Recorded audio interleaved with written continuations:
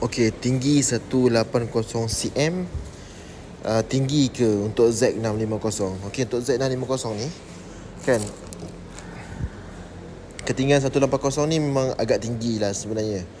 Sebab motor ni memang kecil tau. Seat height pun baru 790 mm. So memang rendah. Untuk orang macam aku okey lah. Tapi untuk orang tinggi boleh je nak pakai, tak ada masalah. Cuma kaki korang akan bengkok sikit lah, akan cramp sedikit. Nasihat aku, nak tahu ketinggian motor, nak tahu sesuai ke tidak motor, untuk kita datang ke mana-mana showroom, contoh showroom Kawasaki, datang duduk atas motor ni atau test ride. Kawasaki Sedang ada sediakan test ride untuk Z650.